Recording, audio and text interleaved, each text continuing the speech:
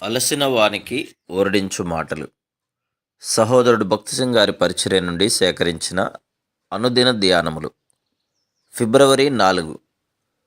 నీవు నా ఆజ్ఞలను ఆలకించిన ఎడల నీ క్షేమము నది వలె ఉండును. యెషయా గ్రంథము 48:18.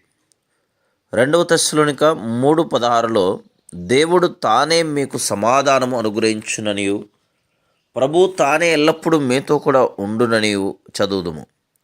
ఈ సమాధానము ఆయన సన్నిధి నీతో కూడా ఉన్నదను గమనికను నీకు దయచేయును. నిజముగా నీవు ఆయన సన్నిధి యొక్క గమనికను కలిగిందు.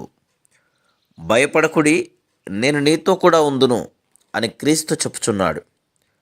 ఆయన సన్నిధి యొక్క అట్టి గమనిక ఒక అద్భుతమైన విషయం. ఫిలిప్పీ 4:7లో సమస్త జ్ఞానమునకు మించిన దేవుని సమాధానము యేసుక్రీస్తు వలన మీ హృదయములకును మీ తలంపులకును కావలియుండును అని చదువుదుము. ఈ సమాధానము అంతరంగములో నిన్ను బలముగా ఉంచును.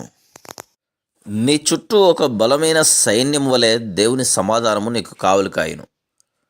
అక్కడ కరువు, ఉపద్రవము, భూకంపము లేక యుద్ధము ఉన్నను నీవు భద్రముగా క్షేమముగా ఉందువు. నీ వెంట్రుకలన్నీ లెక్కింపబడి ఉన్నవి, నీ కన్నీరు బుడ్డిలో ఉంచబడి ఉన్నదనియు లేఖనం చెప్పుచున్నది. ఆయనందు నీవు క్షేమముగా ఉందువు. ఇర్మియా 33:6లో నేను దానికి ఆరోగ్యమును స్వస్థతను మరలా రప్పించుచున్నాను, వారికి సత్య సమాధానములను సమృద్ధిగా బయలుపరచెదను అని కనుగొందుము. నిజమైన సమాధానము నీ గాయములన్నీ స్వస్థపరచును. స్నేహితులు నమ్మక ద్రోహము చేసినప్పుడు అది చాలా లోతైన బాధకరమైన గాయమగును. అదే రీతిగా పిల్లలు అపనమ్మకముగా ఉన్నప్పుడు ఏ ఔషధము ద్వారా స్వస్థపరచబడని గాయమగును. అయితే ఈ సమాధానము స్నేహితులు లేక శత్రువుల ద్వారా ఏర్పడిన ప్రతి విధమైన గాయమును స్వస్థపరచును. నీ ధర్మశాస్త్రమును ప్రేమించు వారికి ఎంతో నెమ్మది కలదు, వారు తూలి తొట్టిలుటకు కారణమేమీ లేదు.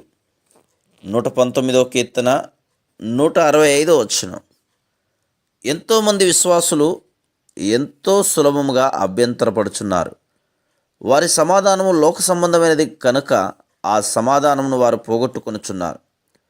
అయితే దేవుడిచ్చు సమాధానం దేనిని బట్టి అభ్యంతరపడదు. అది గొప్ప సమాధానం.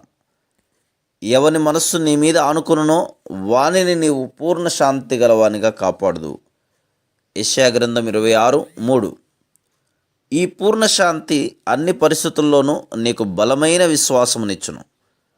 నీవు దేవుని వాక్యమును ఆయన వాగ్దానమును నమ్మవలెను. ఆ శాంతిని నీవు పొందితివా? దానిని ఎట్లు కనుగొనగలవు? ఆయన మన సమాధానము. ఎఫెసీ 2:14. ఆత్మానుసారమైన మనస్సు జీవమును సమాధానమునై ఉన్నది. రోమా 8:6.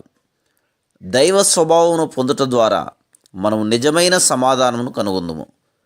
మన శిక్షను తీసివేయుటకు ఆయన మరణించెను, మరియు మనకు దైవ స్వభావమునిచ్చుటకు ఆయన తిరిగి లేచెను. ఆ స్వభావము నీకు సమాధానమునిచ్చును, మరియు నీవు దేవునికి లోబట్టు ద్వారా అది విస్తరించును. నీవు నా ఆజ్ఞలను ఆలకించిన యెడల నీ క్షేమము నది వలె నుండును. యెషయా గ్రంథం 48:18. Praise the lord.